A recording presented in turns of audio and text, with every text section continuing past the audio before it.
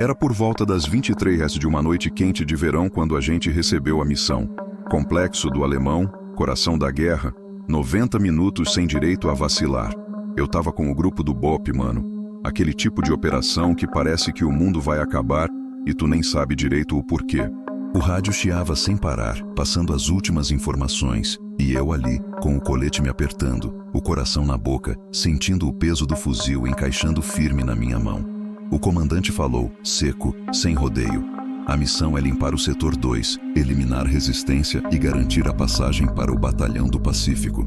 Sem erro, tá ligado? Z, a gente não tava nem aí pra burocracia. Não tinha tempo pra pensar, só agir. E naquela hora, o sistema, aquele esquema todo que prometia controle, segurança e paz naquela favela que vivia em combustão, simplesmente falhou com a gente. O que rolava ali era muito mais que um confronto. Era um quebra-cabeça de vida ou morte. Uma mistura bruta de adrenalina, medo e raiva. O céu tava preto. Um breu que mais parecia uma sentença. A favela era uma caixinha de surpresa cheia das quebradas que a gente estava acostumado, mas que nunca dava pra prever exatamente o que ia rolar. A gente subiu a pé, tá ligado? No mato, nos becos, sem garantia de que ia ter reforço, sem luz, sem cobertura aérea. Era o caldo grosso da vida que a gente vivia ali. Entrar de cabeça, na fé, sem saber se ia sair. Quando eu olho pra trás, lembro da cara do parceiro do meu lado, com aquela expressão meio tensa, meio determinada. Mano, era a rotina doida que nos alcançava, mesmo com o suor escorrendo, com o frio na espinha e o peito apertado. Teve hora que pensei se tudo aquilo valia a pena, mas na hora, não dava pra pensar. Era apertar o gatilho, avançar na fé, porque a ordem era seguir. Eu vou te contar o que acontece quando o sistema falha. E no fim, tu vai decidir. O que tu faria no meu lugar? Comenta aí. O cenário já estava montado. Vielas que pareciam labirintos. Paredes grafitadas com mensagens de resistência. E no meio disso tudo, a gente. Nosso trabalho era botar ordem. Acabar com o bagulho dos traficantes que há anos botavam terror naquela comunidade. Mas parecia que a guerra era eterna, sem fim à vista. Eu nunca tinha visto nada igual. A pressão era brutal. Parecia que a qualquer momento ia explodir uma tempestade de tiros que não ia parar nunca mais. Já na primeira esquina, ouvi o estalo dos fuzis. O bagulho começou pesado. Tiro vindo de tudo quanto é lado. Não dava pra calcular direito quem tava atirando, quem tava correndo, quem tava caindo. Era funk do trem da morte no beat da realidade. A gente se jogava no chão, se protegia atrás das paredes, gritava ordens curtas, direto ao ponto, do jeito que a missão exigia. Era tudo ou nada. O BOP tava ali porque sabia o que tava fazendo, mas porra, ninguém sai inteiro dessas quebradas largas. Vi um moleque novato como eu, meio perdido, os olhos arregalados e pensei, esse aqui vai pagar pra ver demais. A missão já mexia com minha cabeça, mas eu tinha que manter o foco. Eu não sei como explicar o que eu senti nesse momento. Era a mistura de medo que grudava na pele, com a convicção de quem já tinha perdido amigos e não ia perder mais nenhum moleque bobão. A adrenalina fazia o sangue pulsar rápido, a respiração ficar pesada, o suor escorrer. Naquele instante, a gente não era só policial. Era sobrevivente de uma guerra que o governo fingia não existir. A operação tinha começado como mais uma missão simples, mas eu já sabia que nada mais ali era simples. O alemão não perdoa, não dá trégua. A favela gritava em volta da gente e a missão não dava trégua. Logo que a gente passou daquela primeira esquina tomada por tiro, a sensação era que cada passo podia ser o último. O tiroteio não parava, o som ecoava pelos becos e o cheiro de pólvora misturado com suor tomava conta do ar. O clima era pesado, mano. Pesado demais para qualquer um que não tivesse o couro grosso e cabeça no lugar. Eu sentia meus olhos arderem, a respiração ficando curta, mas não podia fraquejar. Aquele era um inferno na terra, e a gente estava no meio dele, pagando para ver o que acontecia. Era tudo muito rápido, a gente tinha que agir na base do instinto. O tenente estava no rádio trocando informação com a central, mas não chegava reforço. E do jeito que a coisa evoluía, parecia que a gente estava mais sendo jogado na toca dos leões para apanhar e aprender. Todo mundo já cansado, com barriga vazia, nervoso, mas sem dar mole, porque qualquer vacilo ali era doer de verdade. Eu vi o parceiro do meu lado disparar, acertar um inimigo. Mas a mira dele foi interrompida quando um tiro veio quente e certeiro na perna do moleque. O cara caiu na hora, gritando de dor, o sangue jorrando, e a cena parou o tempo por um segundo. Naquele momento, a gente teve que decidir rápido. Tentar segurar a posição para socorrer o ferido ou avançar, porque a chance era pequena da resistência deixar a gente respirar. Foi brabo, mano. O comandante fez um sinal, falou seco: segura aqui enquanto a gente garante a passagem. Ninguém fica para trás.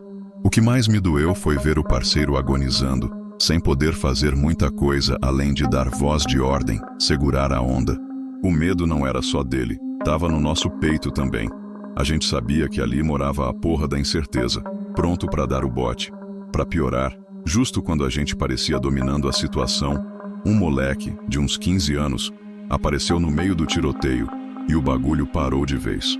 O moleque estava assustado, olhos arregalados, mão vazia, só tentando atravessar o fogo cruzado. Ninguém sabia o que fazer.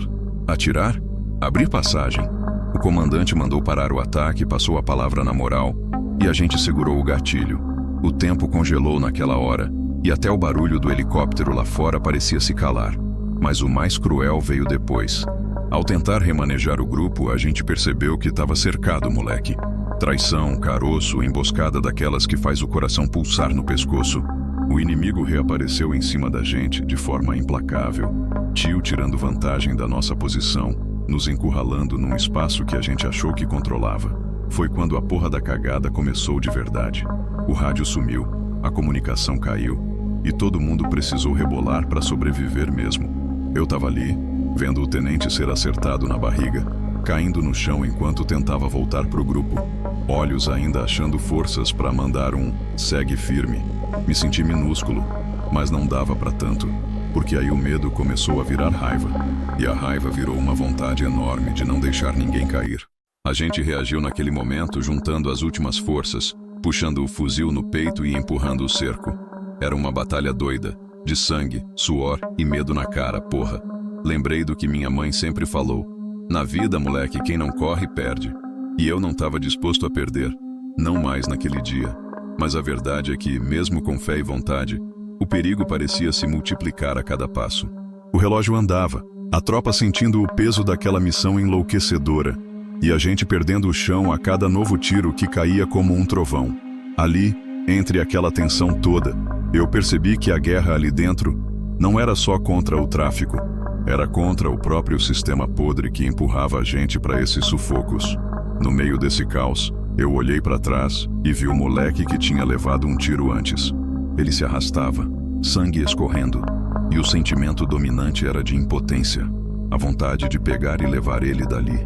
Mas a missão não deixava. A ordem era clara: limpar o setor e garantir passagem. Foi quando a gente ouviu um barulho que gelou a espinha. Explosão firme num barraco vermelho que ficava do nosso lado. Um fogo pegando no mato seco, e aquela fumaça subindo preta, carregando o cheiro da morte. Um dos nossos últimos suprimentos foi jogado no fogo, e naquela hora eu quis fechar os olhos, desejar ter saído de casa e não ter me metido naquela loucura. Era uma operação onde o próprio inferno parecia respirar junto, e eu naquela no meio, só tentando escapar da boca da fera. A concentração total estava na sobrevivência, e o suor na testa não estava só por causa do calor, mas da pressão, da responsabilidade. O medo vinha de dentro e de fora, dos tiros, das explosões, dos becos vazios que a qualquer minuto podiam virar armadilha. Eu já sentia na pele o peso do que ia acontecer, e a missão que era para ser de patrulha virou uma luta frenética pela vida. A noite avançava, e com ela, a resistência ficava mais feroz. Cada soldado, cada moleque fuzilando, parecia disposto a não deixar ninguém passar. Eu e os outros seguimos o comando, tomando posição, recuando às vezes, avançando em outras, tentando não deixar que o caldeirão da guerra explodisse de vez sobre nós. Queria gritar, mandar todo mundo parar, mas sabia que a missão era continuar. No meio disso tudo, cada som era um aviso, uma ameaça. O barulho das balas batendo nos troncos das árvores, os estrondos das portas sendo arrombadas, o grito trêmulo de um parceiro caído. No auge da confusão, já exaustos, com o corpo do parceiro no chão pedindo socorro e a chance de descer inteira ficando cada vez menor, uma ideia maluca surgiu. E se a gente usasse aquela viela lateral que parecia esquecida para tentar surpresa? A gente correu o risco, virou a esquina e foi aí que o inesperado bateu. Quando a gente achou que ia ganhar uma vantagem, tomamos a porrada de um novo ataque, vindo de onde ninguém esperava. O que era para ser passagem virou armadilha. O sentimento foi de derrota momentânea, frio na espinha, aquela sensação ruim de que a gente tinha sido pego no laço. Mas não teve tempo para lamentar. A operação acertava mais um golpe e a gente teve que responder rápido. O que podia ter sido nossa ruína virou um novo plano de resistência, de enterrar o medo e lutar até o último suspiro. O medo continuava, mas a vontade de não deixar o campo para perder, essa virou a nossa munição definitiva. O desespero bateu forte na gente quando a gente percebeu que estava a um fio daquilo tudo desmoronar. O fogo cruzado não dava trégua e no meio daquele caos, era cada um tentando fazer valer o pouco que restava de coragem. O parceiro que tinha levado o tiro na perna, ele estava lá, preso no chão, chamando pelo socorro, e eu sentia aquela mistura doida de raiva e culpa me engolindo por dentro. Tentei falar com a coordenação, mas o rádio perdeu o sinal e eu fiquei ali, olhando para ele pensando que mais difícil que sobreviver era carregar o cadáver do meu irmão de farda.